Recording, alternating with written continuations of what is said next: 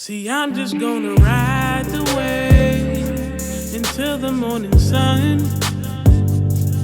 If I just speak into existence, it's already done. It's already done. It's already done.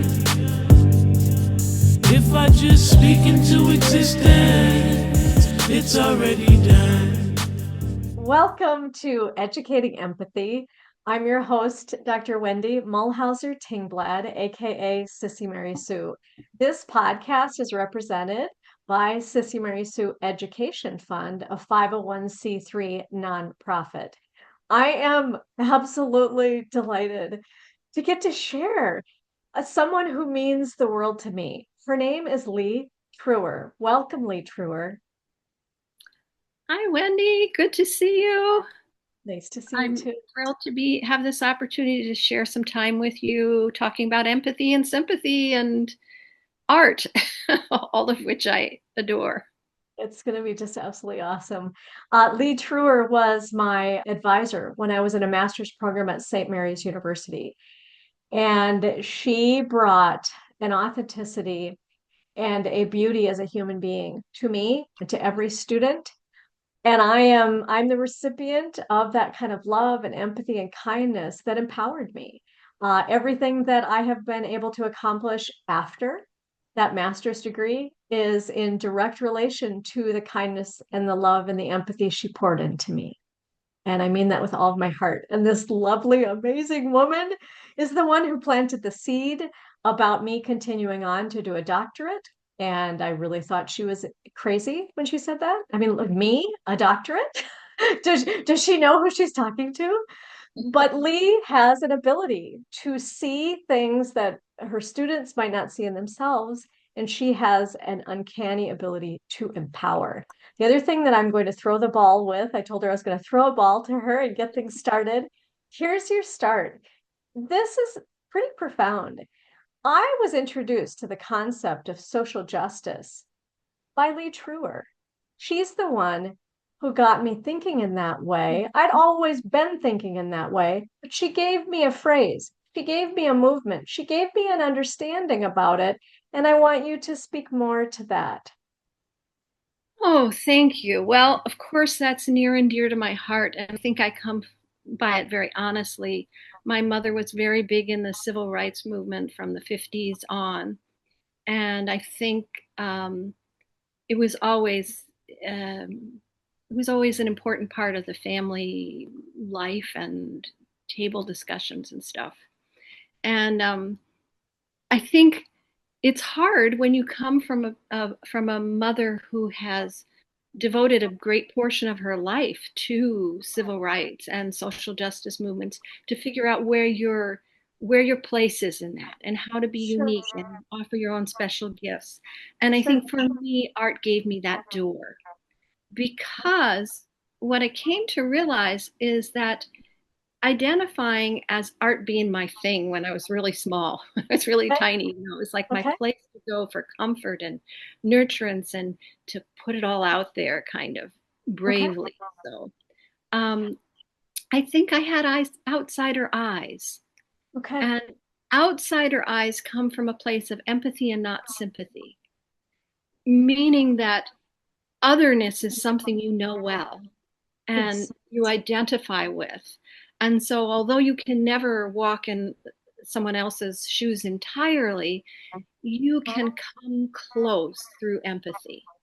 Yes. And when you're coming from empathy, you don't say to a person who needs bread, here's bread, because that's sympathy. That's, I know what you need, here's bread. Now, maybe that person has bread, they need water, but you never asked. Right. An empathetic person takes a breath, listens deeply, and says, how can I help? How can I be of Yes. service? What do you need? You know?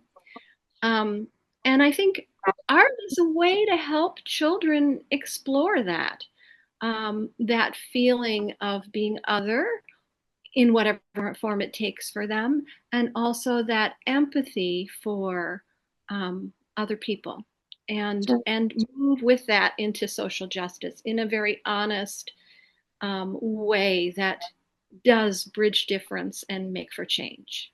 Absolutely. Absolutely. You spoke beautifully about the difference of just empathy and sympathy, right? Empathy is finding a way to really respond specifically to what the need is. Well, Yeah. and also not to be in a one up, one down. I'm not in your shoes, so I can help you because I have more, Right. as versus I am the same as you. I see you. I want to Yes. help you because we all need help sometimes. That's right. That's right. Absolutely. Do you want to speak to that beautiful experience that you shared with me about working with students who were near around where George Floyd was murdered, when you gave them an opportunity to share in poetry about their feelings, their experience? Do you want to talk about that? Sure. I was working with some wonderful teachers first off. So I had a village of empaths and caring people who wanted to allow these children an opportunity to heal and to grow and to also experience the joy of community, Mhm. which they were forced into community, like it or not, kind of a small Right. little bubble of community. So it was amazing working with the children, the stories they told, and the ways they had of expressing things. I'll never forget one young boy who wrote a poem and he said something about George Floyd was a butterfly, his wings were clipped. And I thought, Wow. what a beautiful, deep, rich metaphor. And coming from a child, it was so easy. It would have been easy for me to change their words when they would say things, like, I'm a rabbit. And I'm like, yeah, you're a rabbit. Why? Kind of as an adult. Right, right, right, Go with it. Go with the rabbitness and say, tell me more about rabbit seeing. Rabbit right, is it's small and quivering. I'm small and quivering, you right, know. right. So it was really lovely that, and it was also very hard because hard work for me because I had to be the recipient of hearing all that pain and anger and frustration, and I had to figure out how to help them move through it without me getting lost in the mire of that. Absolutely. There's a lot of, they were sharing so much trauma, and Oh, that's that secondary trauma piece that you're talking about. I yeah. think you were sharing with me that one of your colleagues, immediately said to you when you came to her and you said, I think I need a little bit of a break now. I've, run through this giant number of children you had been interfacing with and receiving their pain and their poetry and their feelings. And your colleague said, of course. And you made that point to me when you were relaying it that self-care is such an important part of being empathetic. Do you want to speak to that? Yes, I think that self-care is just not optional if you're really coming from a place of empathy because you're feeling deeply and you need to have ways to slough things off, and to move on and to realize, oh, that was then, this is now. Right. And also it's easy to get stuck in shame, I think, especially when George Floyd was happening. I think for white folks it was very easy to move into shame and just distance, and inaction, as versus saying, this happened, it's horrific, I'm terribly sorry it happened, but Yes. let's figure out how this doesn't happen again. What can Yes. I do to make sure that things are different? That's right. and a lot of the kids' poetry and a lot of my poetry came from that place of self-reflection about where do I come from and where am I headed, and how do Yes. I move forward with a rich legacy of good, bad, and indifferent. Absolutely, absolutely. I, I think it's so incredible that you found a way to allow children to feel and to process. It's so stunning, and it's such an example, Lee, of your emotional generosity as a human being. And they are so much better for it, and every one of us whose lives you've touched are. I'm excited to have you share your poetry with everybody. Well, let's launch in. This Okay. first one was really about finding hope in times that were often dark, on many levels. And so it's called Precipice of Hope. Mhm. There is something of hope in sunrise, when out of darkness light lemony wisps weave threads through the blushing dawn, infusing the silvered city with promise. Scaffolding creaks, moans, and stretches. Earth movers open their ravenous maws as a cacophony of raucous human cries drown out the sylvan river sounds below. Scorching hot crescendos pierce blue sky, earth bakes and buckles upheaving concrete, as through cracks, weeds, and wildflowers thrust green limbs arching into the light. Sun spent, at last, spirals down to ground. Blues darken, greens shimmer, light mauve dapples the trees, and palest peach coats river's tongue with cinnamon and vanilla. River twists, turns, and banks into the twilight, her inky depths bleeding into a tenebrous sky, as moonrise slowly transfuses darkness, spilling silver ladders across indigo waters. My heart, on the precipice between worlds, stills to exhale slowly into the night. Wow. And I just exhaled as I was the end of that. Oh goodness. That was just stunning. Wow. There's a whole several poems on rivers and precipices, Okay. and that poem, I think when I started it, I remembered back standing on near the Indian mounds in St. Paul and looking down at the Mississippi, and Mhm. just the Yes. Mississippi is there; it will always be there. You know, Yes. Yes. that continuity in times that feel disconnected and chaotic. That's right. That's right. That's right. It's a stabilizer. So here's Absolutely. the next one, and this one is also about um, accepting light and dark as mirrors to each other, and both are necessary. Mhm. So I'll say in preface of rivers and precipices. Ah, mighty beloved Mississippi, first glimpsed, flashing past in newly green youth, your aubergine waters flex curvaceous lithe muscles like a sylvan sinuous snake, moving, ever moving to the sea. Standing I now on precipice of beyond fragile flickering, dappled sunlight suffuses me, darkness enfolds, transforms me. River moves from light to dark, time moves, young to old. Rivered so in strength am I. Singing, ever singing are we, two rivers wed, light to dark. Wow. That's so beautiful. That's so beautiful. You know, and I was just thinking about too in regard to the children, and I'm just articulated this way. I'm sure the listeners already thought about this, but you gave these children a tool to feel. Writing is a beautiful tool to feel one's feelings, and no one could take that away. It's in a book, it's you expressing yourself. You don't have to change up the perspective of what you put on that page. It is from your heart and your mind. And you gave these children that tool to continue to do that in their lives, to be able to put on paper, to write creatively or just journaling, right? To encourage that. Right. And it was interesting to watch that too, because especially for some of the little students that I had who were English second language, it was Mhm. interesting to watch them find English be powerful for them, whereas Wow. English had always been kind of difficult and a Yes. and all of a sudden, when they said, I'm a rabbit, and somebody understood and they were able to describe their rabbitness in English words, it was really lovely. And so, what if their spelling was terrible? Wow. Absolutely. Oh my gosh, Learn love English. Yay! Hooray! that's that is beautiful. That's wonderful. Gosh.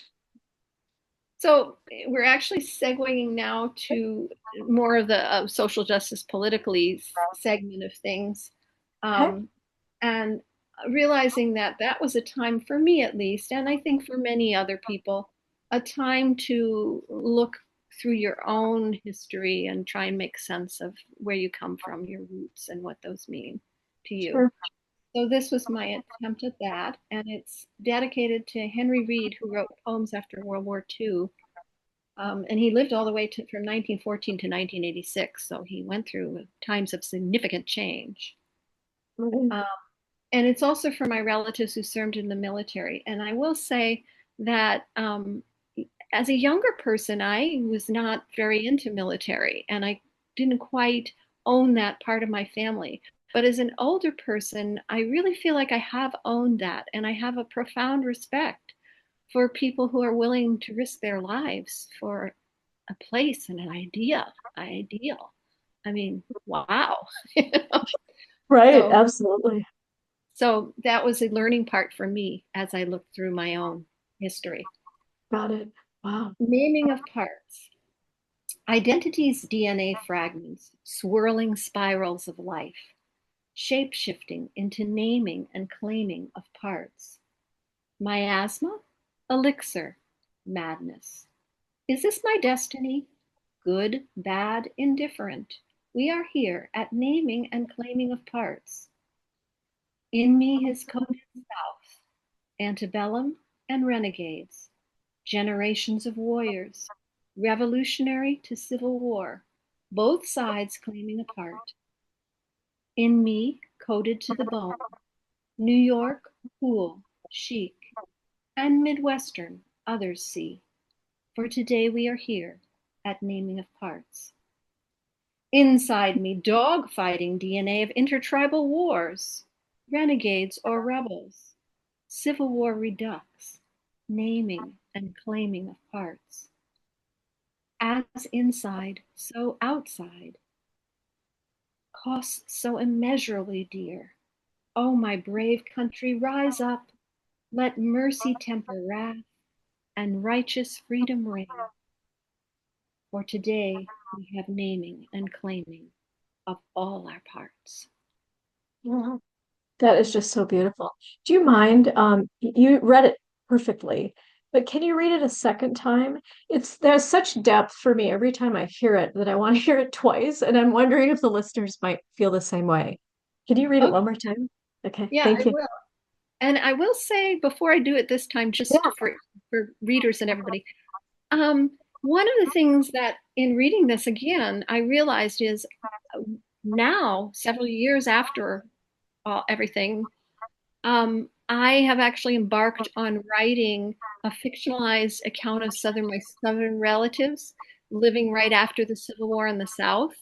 And so I'm telling the family secrets, Oh my gosh. Wow. and trying to have fun with it. And also imagine that for all the villains, there were heroines and heroes. And Yes. if real or unreal, I'm imagining them because that's my story and it doesn't have to be all real, you know? And it's been very fun and it can be lighthearted as well as heavy. Yes. So yeah, but that Yes. came out of this poem. I think Wow. I had that realization this morning. It came, oh, just this morning. Yeah, just Oh this my gosh. morning when Oh I my was reading it, gosh. I was like, oh wow. So this is where that journey, you never know where a poem's going to lead you. That's right. And that piece of the joy of life and of things. I know that Dr. Linnell Henderson, who was somebody who, after Dr. Martin Luther King's death, he and his friends still stayed in the tent village for the Poor People's Campaign in DC while everything burned around them. Right. Dr. Henderson is our president of our nonprofit board. He's the one who has this consistent voice with me about continue to find the joy. He said, I have seen so many people in social justice pursuits who are burnt out. And he said it's so important to stay in places of joy and happiness as well, Wendy. So it's exactly as you say. It's so important for all of us, no matter what our background is, to be serious about the kinds of things that we want to do in this world, but to be able to go, like you were talking about, self-care, to be able to go back to our self-care and to places of joy. And you're talking in terms of writing fiction where you can play and have fun and have joy there. So I just wanted to punctuate that from that other perspective as well, right? Beautiful, beautiful punctuation. And I think that's really true. I remember years ago when I was very heavily into social justice work, as a huge, huge part of my life. At one point, someone said to me, "Well, the people I meet who do that kind of stuff, they're miserable. Why would anybody want to join a movement that's miserable?" And it was like a light bulb went off, and I went, Wow. "Oh, I don't feel miserable, and I don't want to become one of those people that's always miserable. I better Right. keep cultivating this." That's right. That's right. Yeah, Absolutely. really good. All right, Well, so thank you. read one more time again. Naming of parts. Identity's DNA fragments, swirling spirals of life, shape shifting into naming and claiming of parts. Miasma, elixir, madness. Is this my destiny? Good, bad, indifferent. We are here at naming and claiming of parts. In me is coded South, antebellum and renegades, generations of warriors, revolutionary to civil war, both sides claiming a part. In me, coded to the bone, New York, cool, chic, and Midwestern others see, for today we are here at naming of parts. Inside me, dogfighting DNA of intertribal wars, renegades or rebels, Civil War redux, naming and claiming of parts. As inside, so outside, costs so immeasurably dear. Oh, my brave country, rise up. Let mercy temper wrath and righteous freedom reign. For today we are naming and claiming of all of our parts. That is fantastic. Oh gosh, I'm taking a deep breath again with it. It has such a depth because we do have to claim every part. And that shame piece that you talked about before, we have to reconcile. Yeah, those are hard pieces to reconcile. What we can do is we can know where we are now, and we can take personal responsibility to understand that we can all do more to create equity, to create opportunity. Yeah, and to not stay in the place of being debilitated by shame. Moving on and being proactive, and then finding those places and ways to restore so that we can do tough work, but coming from a place of hope. Yeah. Sorry, I'm getting philosophical at the moment. I just it's because of your poetry. It's there is and It sparks that. that is truly why you are so remarkable. You Okay. have this intellect, this brilliance, this artistic fervor that is just I'm speechless, and I'm never speechless. Well, and I always think back actually to one person in particular. My art teacher at Music and Art in New York City, Maddie Feynman, who's no longer with us on the earth plane. But I remember Maddie once saying to me, "People either love me or hate me because I'm passionate about art. I live and breathe it." And I really feel like that moved deeply into me as a core understanding about myself. Yes. And I credit him a lot for really nurturing that part of me. I had so many wonderful teachers who nurtured me, but his bravery and just going for the gusto and I think back too when I was at Music and Art, there was there was unrest at City College. There was a building that was blown up and stuff, and he was the one teacher who, the day after it struck our own school, we had a meeting that was broken up and people were injured and stuff. He sat us all down and said, "We can't do art today. Let's sit in a circle. And I want to hear from all of you on how this has affected you and what happened and what you saw and what you bring to this. And we're not going to judge each other. We're all human. We're all fallible. We're just going to listen to each other." And I was like, God, the man's brilliant. That's amazing. That's amazing. And he did for you what you ended up doing for those children. Does. It's the same And you way. forget the lessons you learn, but they come out, sometimes. Right, because we've internalized them. It just, and art is such an incredible place to be able to express oneself and really to impact change. I mean, you think about, Yeah, just every single area of art can do that. And I think it's pretty fascinating too and profound that you have, I just feel like you're sort of an anomaly because you have this gift of writing, but you also are a visual artist.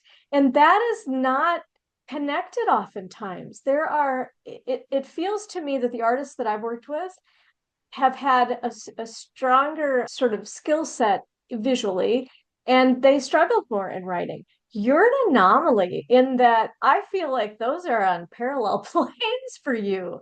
And I You know, think that's incredible. I think that can be true, but I also would somewhat beg to differ because I mean, I I guess the artists I've always admired, I felt had both, Okay. or could do both. And I've known a lot of people who are pinch hitters, Mhm. and I think if you look at some very famous people, that's true. I mean, Van Gogh's letters to Theo will make you cry. And I Really? think his artwork is equally beautiful. Oh, his letters to Theo are so beautifully written and so heartfelt. Wow. And Motherwell, who I don't love as an artist, although I've come to like him better as I age, his writing is gorgeous. So there are quite a few. It's Okay. just, it's just. Okay. I think usually the world. I actually think it's the world that latches onto one side and says, "You are this. You are a Okay. visionary, or you are a Okay. musician." But Okay. John Lennon wrote well. you know, Right. um, Right.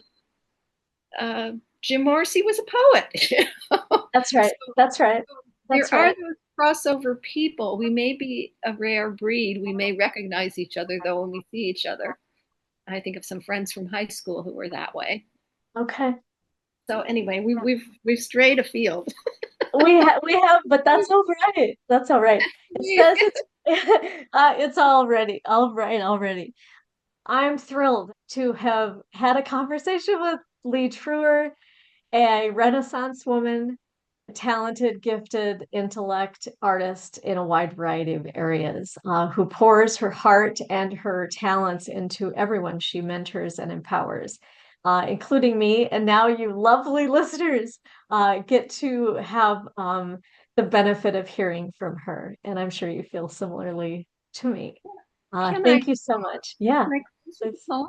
I'm going to try with the last one I was going to read. Something else am I. No Okay. longer an infant spilled with father's pipe ashes, nor a golden curled girl resurrecting sandbox peace.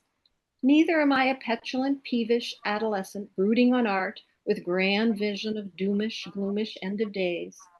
No longer a midlife meanderer with bevies and flocks of ideas, nor a seeker bruised but ever current, buoyant on currents of change. Something else am I. Something morning mist stiffens, something sighing as beach grass, something akin to rain. Oh gosh, so beautiful. Thank you so much. Thank you, Lee. Thank you. Thank you. Thank you for doing this, and thank you, listeners, for indulging me and allowing me to read poems and talk about art and empathy, things I love. Awesome. Thank you so much. And another time we'll talk about your visual art. We'll have to get you on to talk about that too. Oh, that would be fun. I would love We to would, do that as well. we would love that too. Okay. Thank you so much for joining us for Educating Empathy. This is Dr. Wendy Muhlhauser-Tingblad, aka Sissy Mary Sue, representing Sissy Mary Sue Education Fund, a 501c3 nonprofit public charity. Go to our website at sissymarysue.org and find out about our initiatives. Have a wonderful day. Thanks again. Thanks, Lee. Bye. Thanks, everybody. Bye-bye. See, I'm just gonna ride the wave until the morning sun. If I just speak into existence, it's already done. It's already done. It's already done. If I just speak into existence, it's already done.